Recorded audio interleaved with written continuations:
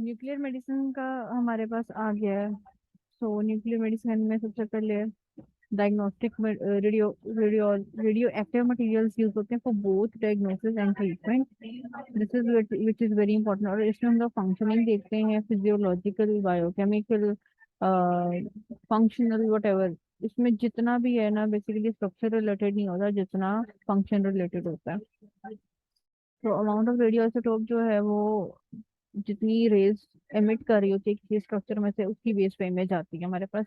Proper image नहीं आती, structure wise image नहीं आती, ये आपने याद रखनी है बात। Okay, next is including many types of cancer, heart diseases, TIT. इनको देखने के लिए हम लोग जो है यूज करते हैं। ओके, एनाटमी पे नहीं होता। अगेन वही बात आ जाती है कि यहाँ पे उन्होंने कहा एनाटमी पे नहीं होता बल्कि फंक्शन पे होता है, फिजियोलॉजिकल इसको मोडेलिटी कहा जाता है। 1980s में ये स्टार्ट हुई थी। एंड कार्डियोलॉजी में, न्यूक्लियर कार्डियोलॉजी में इसका जो है सबसे पहले जो है 3 डायमेंशनल रिकंस्ट्रक्शन स्टार्ट हुआ था।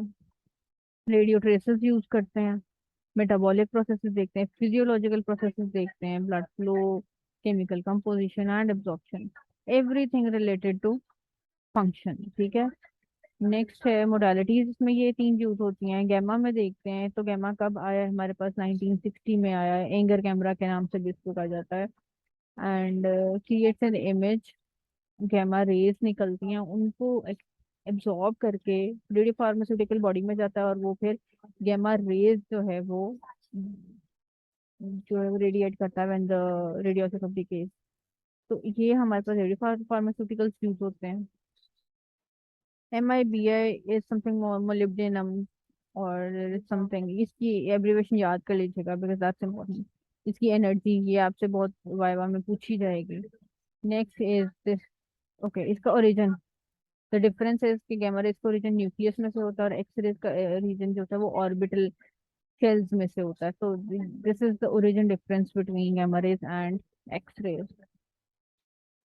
तो ये फार्मास्यूटिकल का है एक फॉर्मूला कि आपने एक मेडिसिन ली, उसके साथ आपने एक रेडियो आइसोटोप जो है आइसोटोप को मिक्स कर दिया, तो वो एक रेडियो फार्मास्यूटिकल बन जाता है। This is the machine basically. और गैमा कैमरे के डिटेक्टर इस तरह के होते हैं कि हमारे पास कोलिमेशन हो रही होती है पहले तो ये पेशेंट की बॉडी से। अच्छा, एक्सरेज और एसीटी में ये होता था कि मशीन जो है वो जनरेट करती थी जो है ना रेस। यहाँ पे कि पेशेंट की बॉडी को पिला दिया जाता है, वो एमिट कर रहा होता है, फिर वो कोलिमेट होती है क्रिस्टल के अंदर जो है वो डिटेक्शन होती है उनकी, फिर फोटो मल्टीप्लायर्स होते हैं जो उसको लाइट में कन्वर्ट करते हैं।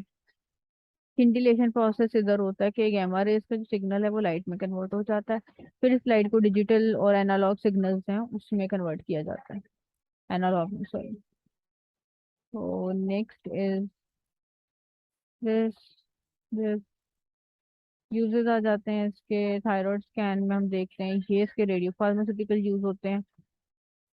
आयोडीन के 2 आइसोटॉप्स हैं, 123 iodine and 131 iodine. Technetium 99 metastable state में, और परटेक्टिनेट अगर ऑक्सीजन 4 भी इसके साथ लगा दें। इंडिकेशंस हैं थायराइड की एनाटॉमी देखने के लिए, पोजीशन गॉइटर की हालत देखने के लिए, लार्ज ग्लैंड तो नहीं हुआ हुआ, सर्जरी या कोल्ड या हॉट नोड्यूल्स तो नहीं बने हुए,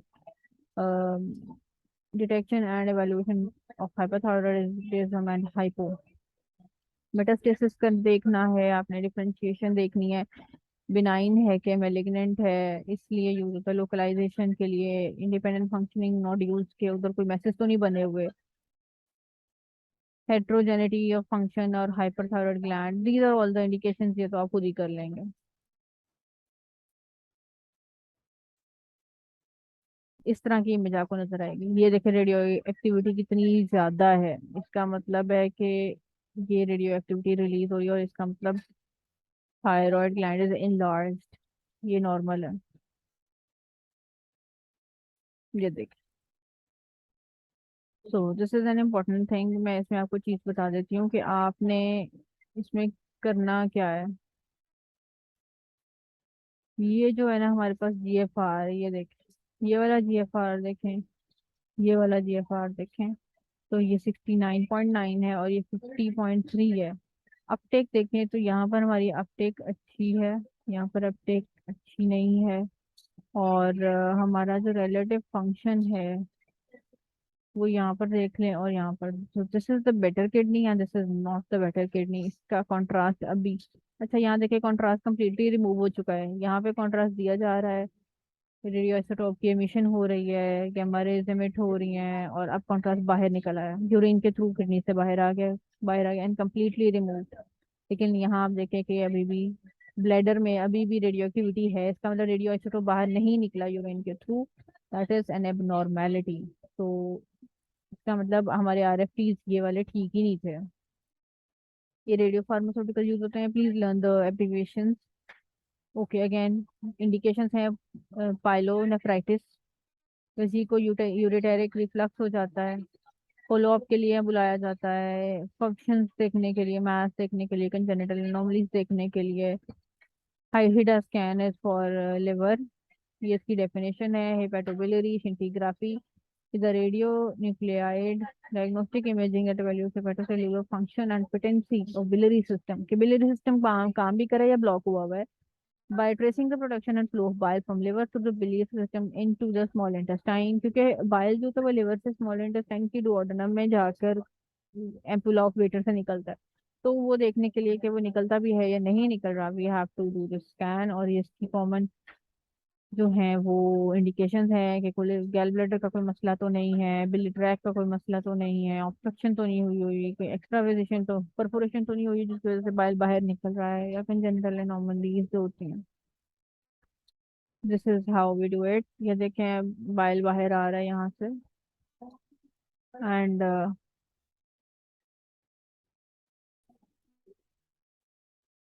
ओके सो यहाँ पर हम लोग देख लेते हैं कि हाँ, इस तरह बाइल से ये निकल रहा है, सॉरी बिलियरी डक्ट से ये बाइल इज कमिंग आउट, और हम इसका जो ट्रैक्ट है वो फॉलो करते रहते हैं विद ये डुओडेनम में जैसे जाएगा हमें वो, क्योंकि हम लोगों ने रेड लिवर के अंदर कॉन्ट्रास्ट दिया, तो वो कॉन्ट्रास्ट जो है वो एमिट करे गैमा रेज, और जहाँ जहाँ जाएगा वो गैमा रेज एमिट करता हुआ जाएगा, और हमें वो नजर आएगा, वो स्पॉट हो जाएगा ऑन कैमरा। प्रेपरेशन इसमें देख लेंगे, 4 आवर की फास्टिंग करवानी है, ये रेडियो ट्रेसर देना है, और इमेजिंग जो है ये एंटीरियर लेटरल व्यूज में करनी है 60 मिनट्स के लिए, एवरी 5 मिनट्स के में करनी है 30 मिनट्स के लिए, आधे घंटे तक हम 5 5 मिनट बाद उसका स्कैन करेंगे, और फिर एक दफ़ा जो 45 मिनट्स के बाद करेंगे, फिर 1 घंटे बाद करेंगे। इस तरह ये हो गए गॉल ब्लैडर से जैसे जैसे मूव करता जाएगा बाहर, हम उसको पीछे पीछे ट्रेस करते जाएंगे। That is what is the basic principle, कि हमने ट्रेस करना है whether it is going to the intestine और not. So that is the point.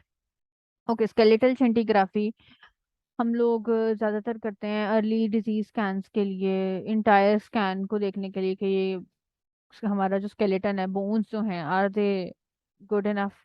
Bone scan as a test, अच्छा ठीक है, डिटेक्ट एरिया, अच्छा बोन की एक्टिविटी, उसकी डेंसिटी देखने के लिए हम लोग ये वाला एमडीपी दे देते हैं। इंजरी या ट्रॉमा हुआ हुआ है, कोई डिजीज है, ऑस्टियोपोरोसिस और ऑस्टियो आर्थराइटिस बेसिकली देखने के लिए।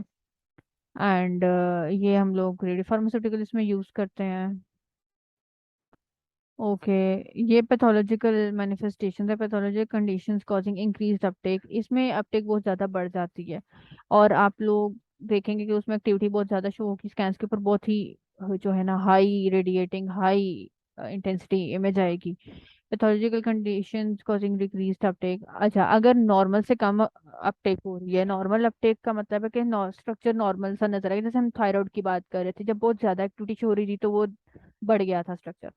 अगर नॉर्मल एक्टिविटी से कम शो कर रहा है, इसका मतलब है कि वहां पर नॉर्मल सेल्स नहीं है।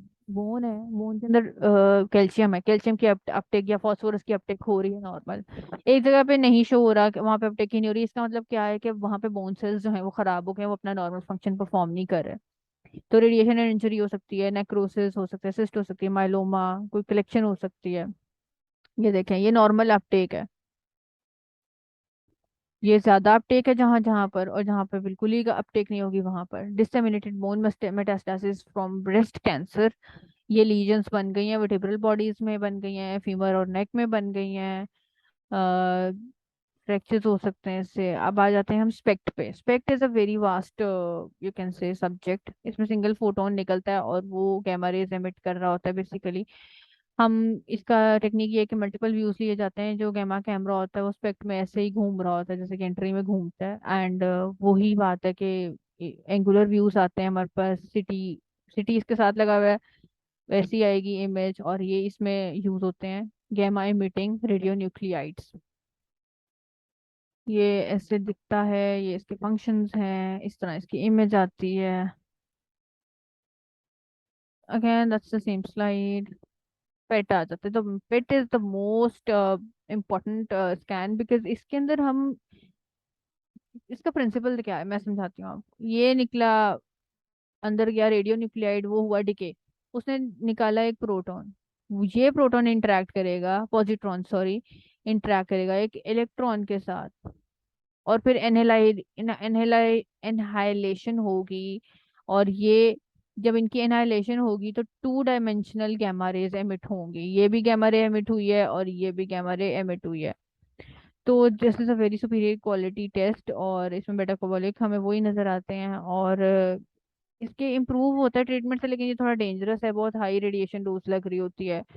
सेफ होता है लेकिन वही बात है कि डोज थोड़ी ज़्यादा होती है, बिकॉज इसके जो रेडियो ट्रेसेस होते हैं वो बहुत ज़्यादा स्ट्रॉन्ग किस्म के हम यूज़ करते हैं, जिसके अंदर एनाइलेशन हो। 511 केईवी एनर्जी चाहिए इसके लिए, एनाइलेशन के लिए। सो that is something which is very vast in energy point of view. That's all. और इसको अच्छे से याद करें, and good luck for your vivas.